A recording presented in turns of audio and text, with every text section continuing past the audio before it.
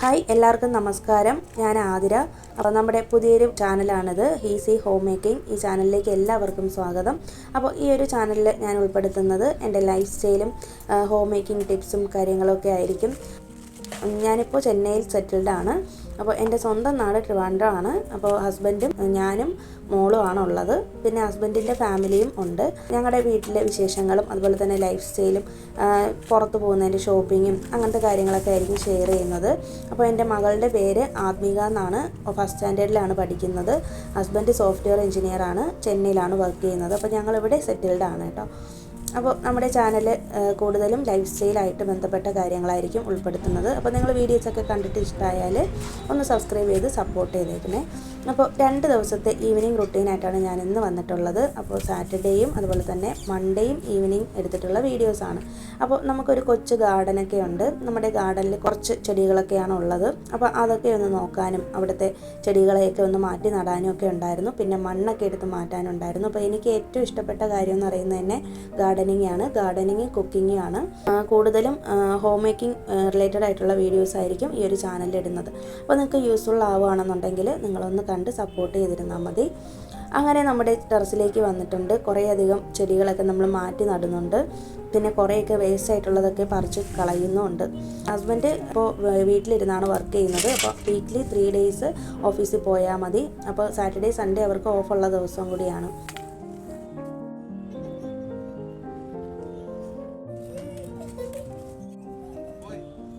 പിന്നെ ടെറസിൻ്റെ മേലെ പോയിട്ട് കാര്യങ്ങളെല്ലാം കഴിഞ്ഞതിന് ശേഷം ഞാൻ താഴേക്ക് വന്നിട്ടുണ്ട്.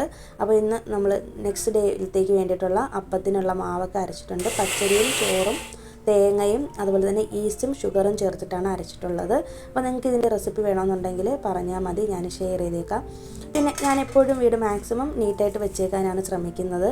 അപ്പോൾ കൈയോടെ തന്നെ കിച്ചണും എല്ലാം ഒന്ന് ക്ലീൻ ചെയ്തിട്ടു അപ്പത്തിനൊക്കെ അരച്ചതിന് ശേഷം. ഇന്ന് നമുക്ക് നൈറ്റ് ഡിന്നറിന് വേണ്ടിയിട്ട് ഹസ്ബൻഡിൻ്റെ അച്ഛൻ പുറത്തുനിന്ന് ബിരിയാണി മേടിച്ചുകൊണ്ട് വന്നു.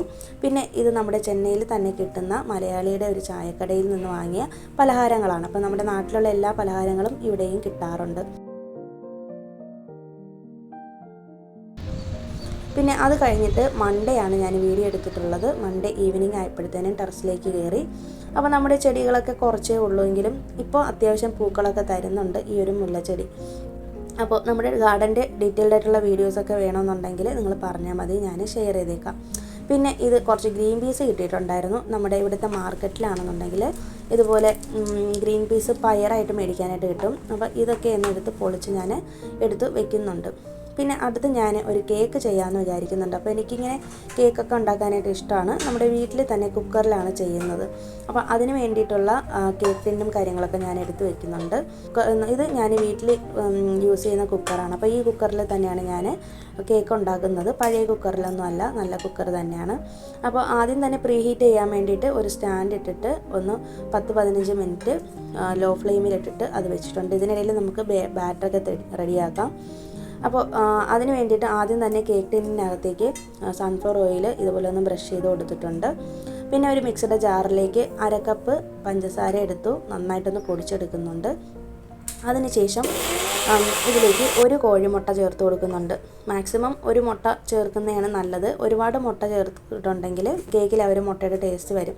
പിന്നെ ഒരു 1/2 അടപ്പ് വാനില എസൻസും കൂടി ചേർത്തിട്ട് ഈ ഒരു പഞ്ചസാരയിലേക്ക് ഇട്ട് നന്നായിട്ടൊന്ന് ബീറ്റ് ചെയ്തെടുത്തു.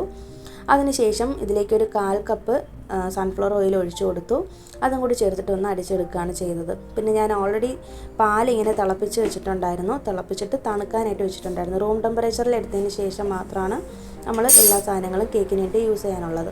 അപ്പോൾ 1/2 കപ്പ് പാലും കൂടി ചേർത്തിട്ട് നമ്മുടെ മിക്സിയുടെ ജാറിലിട്ട് നന്നായിട്ടൊന്ന് അടിച്ചെടുത്തിട്ടുണ്ട്.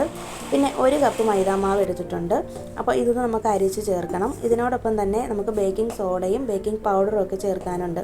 അപ്പോൾ ഞാനിപ്പോൾ ഇതിലേക്ക് ഒരു 1/4 ടീസ്പൂൺ ബേക്കിംഗ് സോഡയും 1/2 ടീസ്പൂൺ ബേക്കിംഗ് പൗഡറുമാണ് ചേർത്ത് കൊടുക്കുന്നത്. പിന്നെ ഒരു നുള്ളു ഉപ്പും കൂടി ചേർത്ത് കൊടുത്തിട്ടുണ്ട്. എന്നിട്ട് ഈ ഒരു അരിപ്പയിലേക്ക് ഇട്ടിട്ട് നല്ല ഉണങ്ങിയ ഒരു പാത്രത്തിലേക്ക് ഈ ഒരു പൊടി ഇങ്ങനെ അരിച്ച് ചേർക്കുന്നുണ്ട്. അപ്പോൾ ഒരുപാട് തവണ ഇങ്ങനെ അരിച്ചെടുക്കുകയാണെന്നുണ്ടെങ്കിൽ കേക്ക് നന്നായിട്ട് കിട്ടും, അല്ലെങ്കിലും നന്നായിട്ട് തന്നെ കിട്ടും. പിന്നെ നമ്മൾ ഓൾറെഡി അടിച്ച് വെച്ചേക്കുന്ന ആ ഒരു മിക്സ് ഉണ്ടല്ലോ, നമ്മുടെ മുട്ടയുടെ മിക്സ്, ആ ഒരു മിക്സിയുടെ ജാറിൽ നിന്നെടുത്ത് നമ്മൾ ഈ മാവിലേക്ക് ഒഴിച്ച് കുറേശ്ശെ മിക്സ് ചെയ്ത് കൊടുക്കുന്നുണ്ട്. അപ്പോൾ കട്ട് ആൻഡ് ഫോൾഡ് മെത്തേഡിലാണ് നിങ്ങൾ മിക്സ് ചെയ്തെടുക്കാനുള്ളത്. അപ്പോൾ ഞാനിങ്ങനെ ആദ്യമൊക്കെ ചെയ്യുമ്പോഴത്തേനും നമ്മുടെ കേക്കൊന്നും കറക്റ്റായിട്ട് കിട്ടത്തില്ലായിരുന്നു. പിന്നെ കുറേ തവണ ചെയ്ത് വന്നപ്പോഴത്തേക്കുമാണ് ശരിയായിട്ടുള്ളത്. ഞാനിപ്പോൾ ഏകദേശം ഒരു 4-5 വർഷമായിട്ട് വീട്ടിൽ തന്നെയാണ് കേക്ക് ചെയ്യുന്നത്.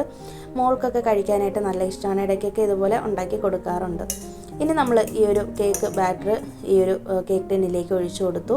അതിനുശേഷം നന്നായിട്ടൊന്ന് ടാപ്പ് ചെയ്തെടുത്തു. ഇതിനിടയിൽ 15 മിനിറ്റിനുള്ളിൽ തന്നെ ഞാൻ ഇതൊക്കെ ചെയ്തിട്ടുണ്ട്. അപ്പോൾ ഇതിനിടയിൽ നമ്മുടെ കുക്കർ നന്നായിട്ടൊന്ന് പ്രീ ഹീറ്റ് ആയിട്ട് കിട്ടിയിട്ടുണ്ട്. അതിനുശേഷം കേക്ക് ബാറ്റർ ഇതിലേക്ക് വെച്ചിട്ട് കേക്ക് ടിന്നിലേക്ക് വെച്ചിട്ട് ക്ലോസ് ചെയ്തിട്ട് കുക്കറിൻ്റെ വാഷറും വിസിലും ഇടാതെയാണ് നമ്മൾ ബേക്ക് ചെയ്തെടുക്കുന്നത്. ഏകദേശം ഒരു 40 മിനിറ്റ്സോളം ആയിട്ടുണ്ട്. ഇതിനിടയിൽ നമുക്ക് ബാക്കി കാര്യങ്ങളൊക്കെ ചെയ്യാം. തുണികളൊക്കെ ഒന്നെടുത്ത് മടക്കി വെച്ചു.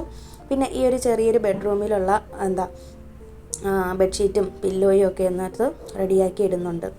അപ്പോൾ നമ്മുടെ വീട് നന്നായിട്ട് കിടക്കണമെന്നുണ്ടെങ്കിൽ നമ്മുടെ ബെഡ്റൂം തന്നെ ആയിരിക്കണം ആദ്യമായിട്ട് നമ്മൾ നീറ്റാക്കേണ്ടത്. ബെഡ്റൂമും കിച്ചണും നീറ്റായിട്ടുണ്ടെങ്കിൽ തന്നെ നമ്മുടെ വീട് കാണാനും നല്ല വൃത്തിയായിരിക്കും. അപ്പോൾ 40 മിനിറ്റ്സ് കഴിഞ്ഞപ്പോഴത്തേനും നമ്മുടെ കേക്ക് അടിപൊളിയായിട്ട് വന്നിട്ടുണ്ട്. ഞാനൊരു പപ്പടം കുത്തി വെച്ചിട്ടാണ് ഇങ്ങനെ കുത്തി നോക്കിയത്. അപ്പോഴത്തേനും മാവൊന്നും ഒട്ടി പിടിക്കുന്നില്ല.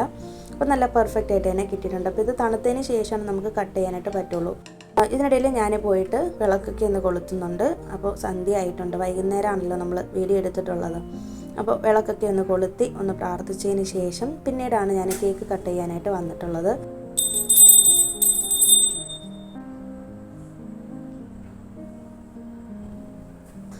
അപ്പോഴേക്കും നമ്മുടെ കേക്ക് നന്നായിട്ട് തന്നെ തണുത്ത് കിട്ടിയിട്ടുണ്ട്. ഇനി നമ്മളിതൊന്ന് കട്ട് ചെയ്തെടുക്കുകയാണ്. അപ്പോൾ ഞാനിന്ന് ചെയ്തത് സ്പോഞ്ച് കേക്കാണ്. അപ്പോൾ ടീ കുടിക്കാനും ഒക്കെ നല്ല പറ്റിയ ബെസ്റ്റ് കേക്കാണ്. വാനില എസൻസാണ് ചേർത്തിരിക്കുന്നത്. നല്ല പെർഫെക്റ്റ് ആയിട്ടുള്ള കേക്ക് തന്നെയാണ്. നല്ല സ്പോഞ്ചി ആയിട്ട് തന്നെ വന്നിട്ടുമുണ്ട്. അപ്പോൾ ഇത് നമ്മളിങ്ങനെ പീസസ് ആക്കി കട്ട് ചെയ്തിട്ട് ഒരു എയർ ടൈറ്റ് ബോക്സിലിട്ട് വെച്ചേക്കുവാണെന്നുണ്ടെങ്കിൽ 2-3 ദിവസം കഴിക്കാം. പിന്നെ വേണമെന്നുണ്ടെങ്കിൽ ഫ്രിഡ്ജിൽ വെച്ചിരുന്നാൽ 1-1.5 ആഴ്ചയോളം നമുക്ക് ഉപയോഗിക്കാനും പറ്റും. നല്ല സ്പോഞ്ചായിട്ടുള്ള കേക്കാണ്. മുട്ടയുടെയൊന്നും ആ ഒരു സ്മെല്ലൊന്നും വന്നിട്ടില്ല. നല്ല രീതിയിൽ തന്നെയാണ് നമുക്ക് കേക്ക് കിട്ടിയിട്ടുള്ളത്. പിന്നെ അടുത്ത ഡിന്നറിന് വേണ്ടിയിട്ടുള്ള കാര്യങ്ങളൊക്കെ ചെയ്യുന്നുണ്ട്. അപ്പോൾ ഞാനിന്നിപ്പോൾ പുട്ടാണ് ഉണ്ടാക്കുന്നത്.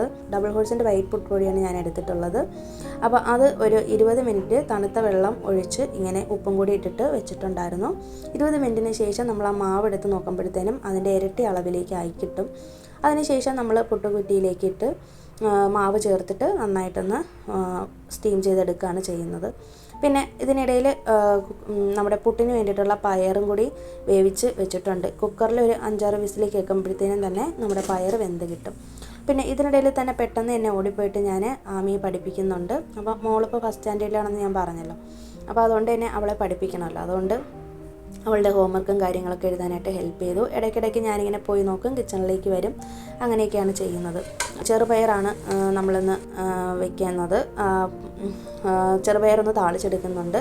അതിന് വേണ്ടിയിട്ട് പാത്രത്തിലേക്കിട്ട് നന്നായിട്ടൊന്ന് എടുത്തിട്ടുണ്ട്. പിന്നെ അതിന് ശേഷം ഉപ്പും കൂടി ഇട്ടിട്ടായിരുന്നു ഞാൻ ഈ ഒരു പയർ വേവിച്ചിട്ടുണ്ടായിരുന്നത്. പിന്നെ അതിന് ശേഷം ഞാൻ കുറച്ച് വറ്റൽമുളക് തീർന്നു പോയിട്ടുണ്ട്, അതൊക്കെ എടുത്തൊന്ന് വെച്ചു. പിന്നെ ഇതിനിടയിൽ തന്നെ പാത്രങ്ങളൊക്കെ കഴുകി വെച്ചത് എടുത്ത് വെക്കാനുണ്ടായിരുന്നു, അതത് സ്ഥാനത്ത് വെച്ചു.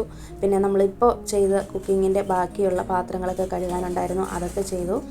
പിന്നെ നമ്മുടെ സിങ്കിനകത്തൊക്കെ നന്നായിട്ട് അഴുക്ക് വെട്ടിയിട്ടുണ്ട്, അതൊക്കെ ഒന്ന് കഴുകിയിട്ടു. ഓരോ തവണ കുക്കിംഗ് ചെയ്യുമ്പോഴും പാത്രങ്ങൾ കൈയോടെ തന്നെ കഴുകി വയ്ക്കുകയും അതുപോലെ തന്നെ സിങ്കും കഴുകിയിടുകയാണ് ഞാൻ എപ്പോഴും ചെയ്യാറുള്ളത്. പിന്നെ നമ്മുടെ പുട്ട് വേവിച്ചിട്ടുള്ള ഒരു പാത്രം കൂടി എടുത്ത് കഴുകാനായിട്ട് കൊണ്ടിട്ടിട്ടുണ്ട്. പിന്നെ ഓരോ തവണ ഉപയോഗം കഴിയുമ്പോഴും ഇതുപോലെ നമ്മുടെ അയൺ പാന് നന്നായിട്ട് തന്നെ സീസൺ ചെയ്ത് ഇരിക്കാനായിട്ട് ഒന്ന് ചൂടാക്കിയതിന് ശേഷം ഓയിലൊന്ന് സ്പ്രെഡ് ചെയ്ത് ടിഷ്യൂ പേപ്പറോ കോട്ടൺ തുണി ഉപയോഗിച്ചിട്ടൊന്ന് തുടച്ചെടുത്താൽ മതി. പിന്നെ അതിനോടൊപ്പം തന്നെ നമ്മുടെ കിച്ചണിലെ കൗണ്ടർ ടോപ്പിലിരിക്കുന്ന സ്റ്റൗവും കൗണ്ടർ ടോപ്പും ഒക്കെ ഒന്ന് ക്ലീൻ ചെയ്തിടുന്നുണ്ട്. അപ്പോൾ നൈറ്റുള്ള ക്ലീനിങ് അത്യാവശ്യം ഞാൻ 2 ദിവസം മുന്നേ തന്നെ ഡീപ്പ് ക്ലീനിങ് ചെയ്തത് കൊണ്ടാണ് കൂടുതലൊന്നും ചെയ്യാത്തത്. പിന്നെ അതിനുശേഷം ആമിക്ക് ഇതുപോലെ വാട്ടർമെലൺ വേണമെന്ന് പറഞ്ഞു. അപ്പോൾ അവളിങ്ങനെ ജ്യൂസാക്കിയിട്ട് കുടിക്കത്തില്ല, ഞങ്ങൾ ജ്യൂസായിട്ടാണ് കുടിച്ചത്.